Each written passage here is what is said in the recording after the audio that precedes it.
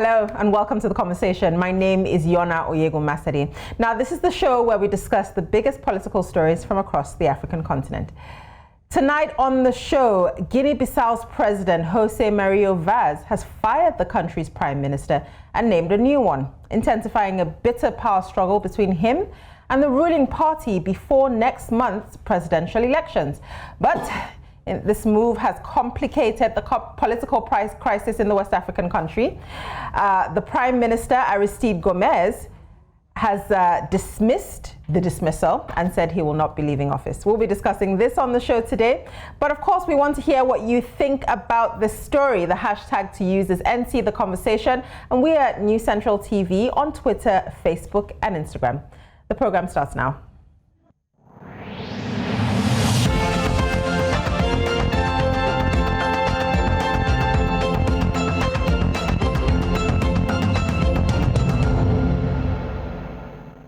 All right, joining me tonight, because of course I'm not conversing with myself, are Abdulateef Ahmed. Thank you very much for joining me, Abdulateef. It's a pleasure. And Benga Borwa. Always a pleasure, Yoda. Thank you, guys. Thanks for the invite. All right, so let's get right into it. And this is a big doozy. Less than a month before elections are meant to hold, the president has sacked his prime minister, and this is the president of Guinea Bissau. The prime minister, in turn, has refused to step down. President José Mario Vaz tried to put an end to months of confrontation between him and his government by firing Prime Minister Aristide Gomes and his entire cabinet on Monday. On Tuesday, Vaz appointed former Premier Faustino Mbali as a new Prime Minister in a presidential decree, and he tasked him with forming a new government to steer the West African country towards the presidential election scheduled to hold on November the 24th. But Prime Minister Gomes defied the move. He assembled his cabinet team and he slammed the president for creating what he described as total disorder in the run-up to the elections as they continue, as the ensuing political struggle continues. Now, Gomes has the support of ECOWAS, which is the Economic Community of West African States. ECOWAS has been attempting to mediate in the political disputes between the government and President Vaz. ECOWAS has branded the presidential decree which sacked the prime minister as illegal, and it has also warned that it may impose sanctions on the country. Now, opposition supporters have been demonstrating in recent months for an election delay, complaining of a risk of voting fraud. A clash between police and opposition demonstrators on Monday left one protester dead. Now, Saturday also saw the police put down an opposition rally, obviously with the use of violence. President Vaz, who is 61, has governed since 2014. His 5-year mandate ended on the 23rd of June, but get this, he's staying on temporarily under the ECOWAS mediation plan. So he was thrown out of his PAIGC party, which is the ruling party, after he sacked a previous prime minister, Domingos Simones Pereira. This was barely a year after taking office in 2014. The president has vowed to stand again as an independent candidate in the upcoming November 24th elections.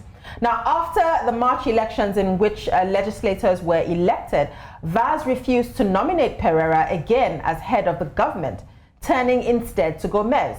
Of course, now he's fallen out with Gomes. Pereira now hopes to take on Vaz as one of the 12 candidates who are going to be standing for the presidency.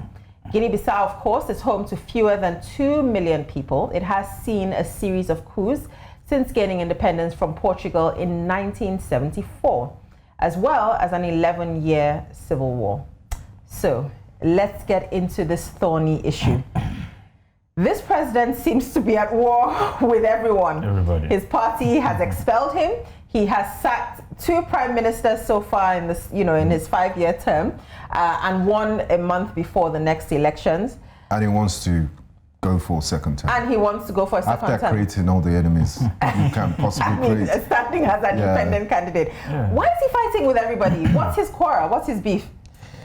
At the moment, Guinea-Bissau finds itself in a dicey situation.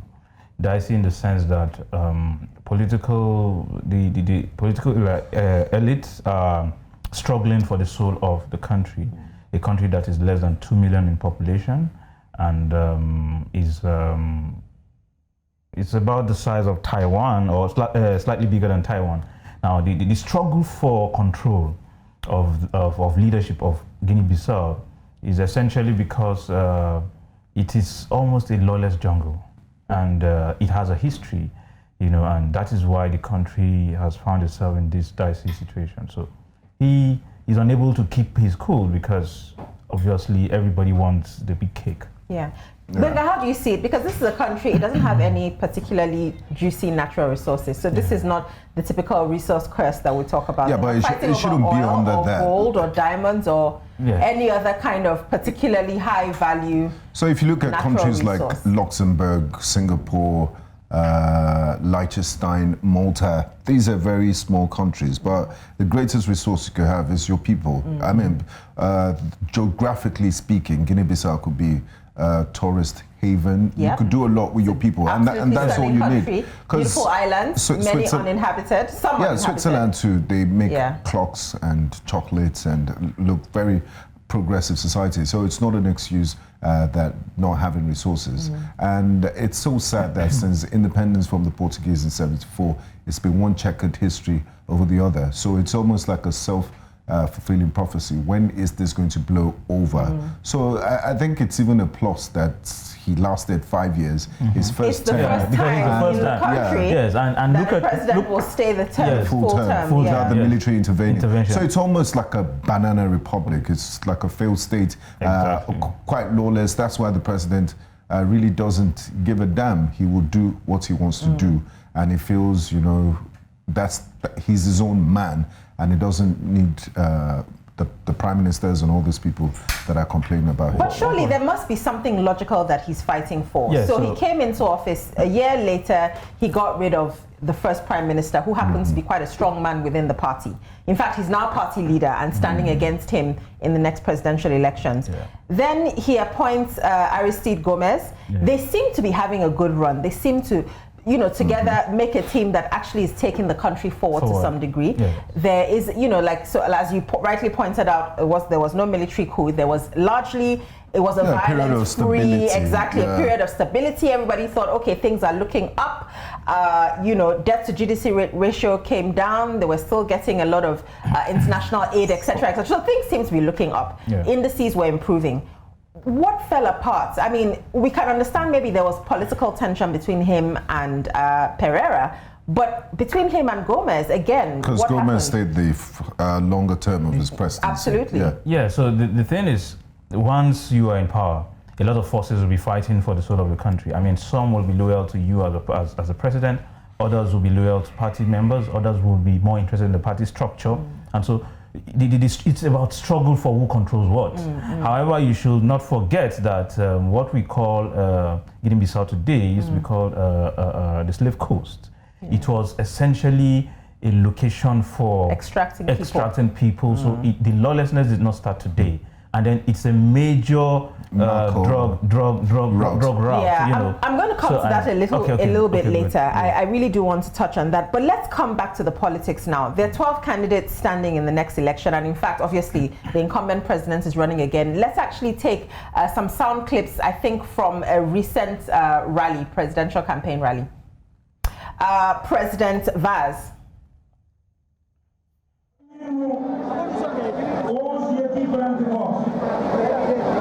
Meus irmãos e povo da Guiné-Bissau, que é por vós para realizar os vossos anseios, continuarmos juntos a fazer desta terra um grande país, que eu sou candidato às eleições presidenciais.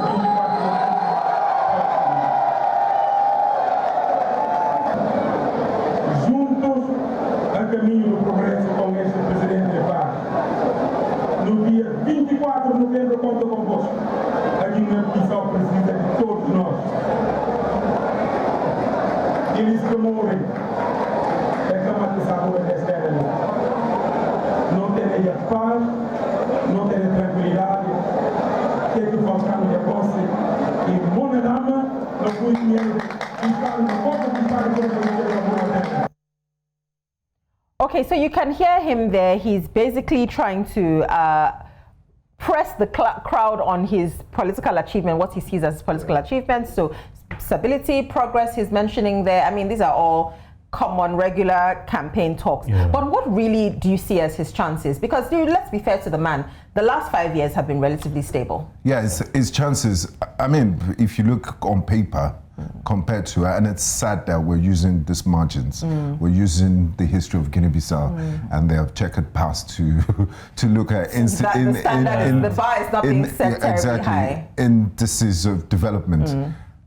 Ideally, it shouldn't be so, but pitching him against all the other candidates and looking at what he's done, he does stand a chance, but he's created too many enemies, and I don't know how viable if he does it would be. even And come he's back running in. as an independent candidate, because. But then again, this is Africa. He might have control of top people in the Electoral Commission that could have bribed, and because he's walking around with some extra type of confidence, you know, and he seems unmoved by all this political drama that is happening around him. Yeah. But then the people will decide at the end of at the end of the well, hopefully the people will decide rather than the military. manipulate rather than the military or manipulation. Yeah, because I mean, box. in the past, if you look at the history of Guinea-Bissau, the military has intervened over less crisis. Okay, so we're going to come to the military just in a short while, but I also want to look at some of the records that the current government has achieved. So they were able to get between him and his prime minister. In fact, I really want to focus in now on Prime Minister Aristide Gomes, because he appointed the most gender-balanced cabinet that the country has ever seen. So it was almost on par, men and women. He increased cashew exports, which is the major export of the country, and the major source of 90% of their foreign exchange, of their foreign revenue. So he did that.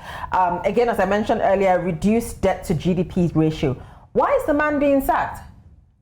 Beyond agriculture, beyond exports, beyond all of that, people need to feel that they belong to the country. No matter how wealthy the country is, no matter how much the country makes, you know, from foreign earnings, people should be seen as part of the entire process. If you just make people feel isolated and you know, outside the circle of governance, they will feel there will be a sense of disenchantment. And then that's what we're saying. I agree with that. Do you agree? Yeah. Okay, so speaking of people feeling included or disenchanted, we've got two sound bites here from supporters of President Vaz speaking at a rally, one by Cisse, I believe it is. Just let's hear what they had to say about why they're carrying on supporting President Vaz.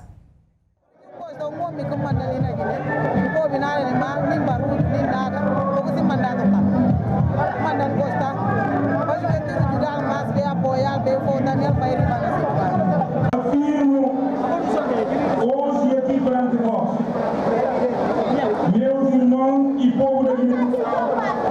Nós escolhemos primeiro como durante esse mandato, o desturo permanece, o desturo está normal, o povo não come matança, só não que era para passar. Não entende? Quero que o povo me espera que ele para dar mais apoio uma vez e não vai ser So they both raise a really important point. As we've said, you know, quite a few times already in the conversation, is that the country's past is such a checkered one, like you said, and it's marred with violence, murders, you know, military intervention. I mean, one of the past presidents was actually shot in the head during a military coup.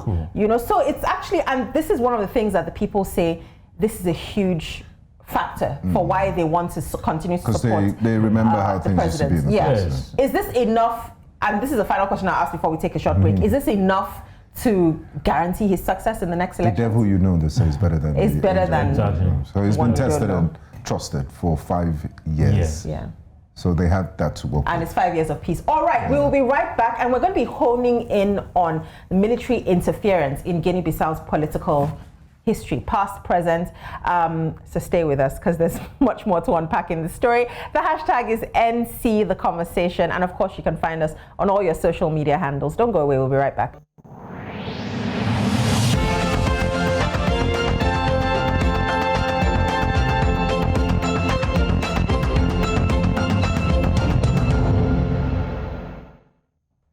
Hello and welcome back. Now, as we've been talking about on the show, it's been Guinea-Bissau, and we're talking about Guinea-Bissau's political present and their history. Why do they have such a history of interference by the military? Why do they have a violent and checkered past? We've been trying to unpack that, and we're going to go further into that now. So Guinea-Bissau has suffered repeated bouts of instability since it became independent from Portugal in 1974, including 9 coups or attempted coups. The most serious of the Guinean problems lies in the fact that it has always maintained a military that is disproportionate to the needs of the country and its economic capabilities. Now, Vaz used his tenure to target perceived corruption in the general ranks of the military. He also sought to decrease the size of the military and to curb resources available to the military, so reducing defense budgets, etc. One of his first acts was to order the resignation of up to half of the country's armed forces. Imagine that, including former generals and coup leader, and one in particular, Antonio Njai. Now, the president's policies were aimed at reducing the power of the military elite to disincentivize future interventions by the military.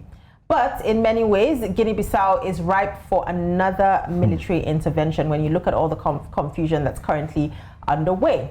The outcome of the November election will really test whether or not Vaz's policies vis-a-vis the military have worked. They will show whether they've been successful in mitigating the risk of coup or not. So let's dive in. I mean, I would want to say, I'd like to start with this.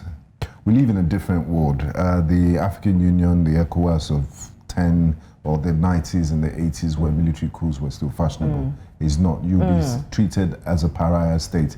There will be sanctions waiting for you until you reverse that decision. So it's never advisable under any circumstances for the military to take over. But the military in Guinea-Bissau don't mind. What sanctions could you possibly give them? That would make situations worse. Make situations worse. Any worse so than they it's currently are. And he's pushed the right buttons, because this is what you want to do. After independence from Portugal, you have a bloated military, and it's just to keep people busy, and then because you they have actually some of fought the a military. war. They fought a guerrilla war to get Portugal out, and they never downsized the military after, you know, so the combination of the present day military in Guinea-Bissau is not fit for purpose, and it's an over bloated bureaucracy. They're taking a lot of resources in the country, and it's not like the external aggression is coming from somewhere. Exactly. That we really need to protect our country and all of that. So, and then he's seen the corruption in the military, the high-handedness of some of the generals, their involvement in the narco trade, and it was the right thing to do to trim it. There was a lot of backlash, and I'm surprised. I mean, he must have 9 lives. That he's still standing. In fact, I'm really glad you mentioned the narco trade, because I wanted to bring up this issue. So, Guinea-Bissau has been called a narco state, actually, because of the amount of South American drugs that pass through it on their way to Europe every single year. Now, in 2010, the US named 2 top military officials from the Guinea-Bissau military as international drug traffickers and froze their US assets. So, is it drugs that's fueling the military in Guinea-Bissau? It is essentially hunger. So you arm people, you know, with all the apparatus of war and all that, and then you expect them to just keep watching this. Yeah, it was Thomas Sankara, sorry to cut in, that said, if you arm a soldier without an ideology, is a criminal. It's a criminal, you get it. So that's essentially what is happening. Mm. So what did they fight for, and what are they going to fight for now? So it is good that the military was downsized. However, when you downsize the military, what task do you give to them? Mm-hmm. They essentially become non-uniform, but probably skilled in the art of war and violence. But and crucially, without access to arms, right? Yes. Yeah, but their job their training is to manage violence. So they know what to do to trigger, have you all of this. them? I mean, this country has These are potentially, I suppose, potentially people who could be used by politicians. Absolutely, and then you're talking about 16 different coup attempts. I mean, so everybody feels he has some level of control, some level of dominance, and then he begins to put all of this together. Now, the fact that the country doesn't have any major source of income means that everybody who owns a gun will look at himself as a demigod and wants to exert So it's almost power like every man for himself. for himself. So let's look at some makes parallels institutions here, because again, a little bit controversially, and of course our politics is tinged with ethnicity, but there have been instances in Nigeria. I'm recalling specifically now when President Olusegun Obasanjo first came in. I don't know whether it was his first or second term, but he also had a time where he sort of removed quite those a few military officers that have had political appointments. Yeah. So if you were a colonel, if you'd been a governor, if you've been ADC to a political appointee, and it worked. And so the point, what was his aim in doing that? So this is the thing. So if you downsize the military, politicize them. Yeah, if you downsize the military, if you are not careful, it becomes politicized, and then you are seen as the person from that side of the country retrenching or getting out people from this other side of the country. And then what happened after Obasanjo's stay in office? He handed over to Yar'Adua. When again did Boko Haram start? So when you talk about the fact that a lot of people have been retired, they know they are skilled in the art of war and managing violence and all of that. I would assume that a lot of them would have passed certain information that is classified to the military, to non-military people, and then these people will pick 1, 2, 3 things, and then it masked up to what on the we one, have. I really like this. So this is kind of like a debate, because on the one hand, you're saying that what President Obasanjo did at the time serves to depoliticize the military. But on the other hand, what you're saying, which is actually a fair point, is that when you have ex-military officials sort of now jobless, they're left free to foment. They continue to interact with civilians and non-skilled, non-state actors.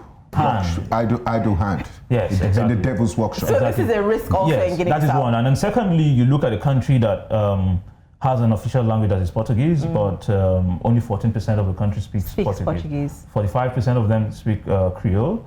About 40% of them, about 45% of them are traditional African religionists, and 10% are Christians, and about 40% are Muslims. So you have confusion from the way the country is run. An official language that is not likely understood. It means that a lot of communication will die in transit. That's massive. Less than 8% of the population understand the official Portuguese. Yes, official Portuguese. That's actually that's already separates the government from people. Yeah, exactly, from the so-called electorate. Okay, so we've talked about, but I really want to sort of dig deep into the power of the military from Guinea-Bissau. Can we tie it into the fact that after the guerrilla war, after the war for independence, they just retained that power and have... They had all the arms, they had all the strength. They continue to remember their exploits in those days. And I mean, they want to reenact some of those things. But unless you take it out from them and then you absorb them into the mainstream ideal military task of the 21st century, they would want to descend into anarchy. And beyond the military part, there has to be a lot of deliberate psychological programming and hearts and minds to win the people off the hangover of the glory days of the military and just feel, we fought for our independence. Yeah. We could do as we wish. The world has changed, and I'm quite disappointed in international partners and regional bodies like ECOWAS and the African Union, because Guinea-Bissau is like the forgotten child. ECOWAS is actually, I'm kind of proud of the role ECOWAS is taking, to be honest. I mean, the EU seems to kind of be, again, maybe not to awake to their responsibilities in this particular situation, but ECOWAS is really, they're and the colonial masters, Portugal, they're totally out of the picture. So 2 things as we wrap up the show. Rapid fire, but before I go into rapid fire, I want to just ask your final word on what needs to happen now for Guinea-Bissau to get out of this negative political cycle. There has to be a delay in the election timetable to ensure that everybody believes in the process. If there's no belief in the process, it's seen as electoral fraud. Which is what the opposition has been protesting for. And Benga, your opinion, what are the next steps if Guinea-Bissau is going to get out of this political crisis? If there's no coup, knock on wood, before the November 29th election day, then President Vaz needs to do a lot in, amending fences and, just making the country stable and reducing the tension, because he's a one-man show and is upsetting is really rocking the boat in Guinea-Bissau. Okay, so you seem to have taken, thank you, but you've also taken my rapid fire question right out of my head. What is the risk of another coup, whether now or shortly after the election? Very high. Very high. Higher than high. Don't leave here with higher than high. We like to leave on a positive note. So obviously all the best to the people of Guinea-Bissau, and we're obviously going to be following their elections really closely and wishing the best for the people of Guinea-Bissau. Thank you very much for watching. That's it on the conversation today. You can obviously contribute to this conversation by finding us on social media. It's at News Central TV on Instagram, Facebook, and Twitter. And the hashtag you want to use is hashtag NC The Conversation. Thanks very much for watching, and see you again next time.